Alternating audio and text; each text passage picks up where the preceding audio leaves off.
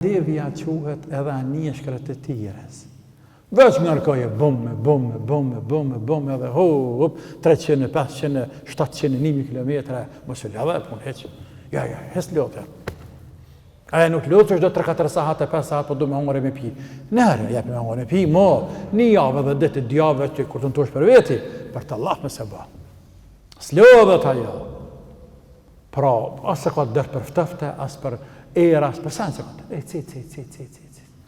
Kush e kreja, ja te. E thuhet edhe këte favorizon raziju. Thuhet se është për qëllim dhe të ngjajshëm me te, krijuam që dhe ju të hypnit si mjetë transportin tokë. Thuhet se është për qëllim devja edhe të në shtasë të tjera që janë mjetë transportuse.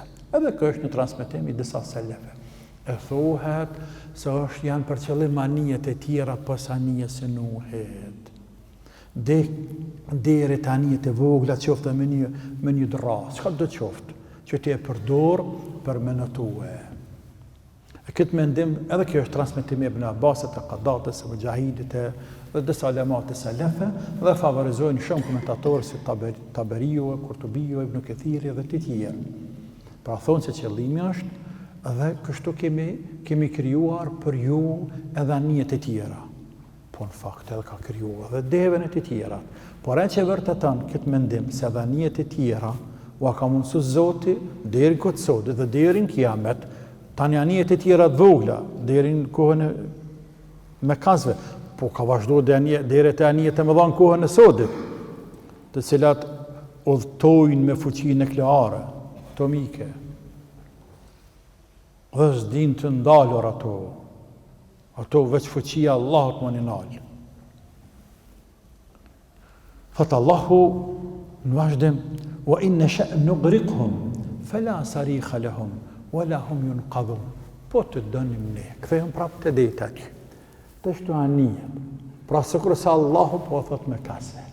A mua dhe të tjerëve, edhe neve, dhe deri në kiamet atyne që lundrojnë me anije tëjnë. Mos t'ju mashtroni juve anije e madhe. Mos t'ju mashtroni juve të qendrit asaj anije, një anije sofistikuar, një anije gjigante, me 6 motora, me 8 motora, me kaq mjete shpëtuse. Mos t'ju mashtron veçja me thonë kjo është anije pa fundosur, e pa mundur, sikur se Titanik, pa mundur po, e të këqyrëm.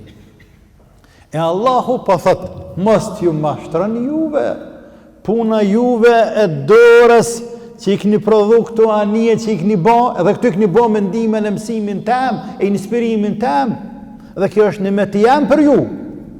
Pra mos u mashtroni, sepse, in nasha nughriqhum, po të dënim ne i fundosim ata udhëtar të anijeve.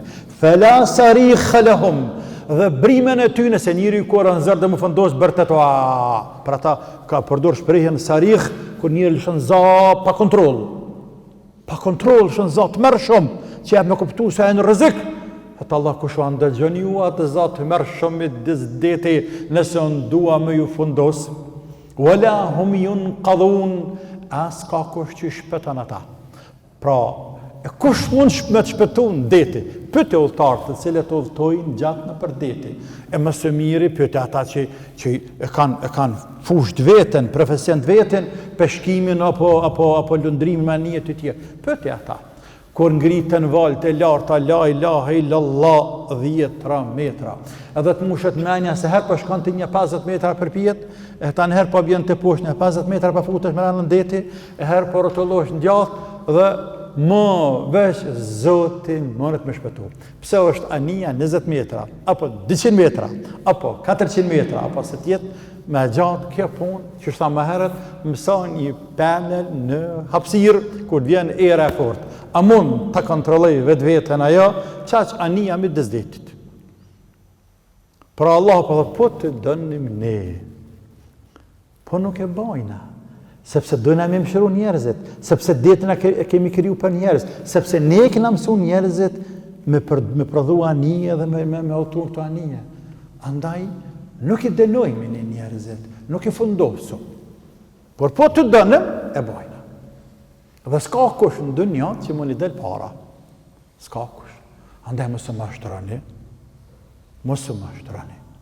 Por dijeni se Allahu Azza wa Jall është ai i cili ka kriju detin, ai i cili i mban u amëndsen anijeve me lundru. Ndaj atina të jeni mirënjohës.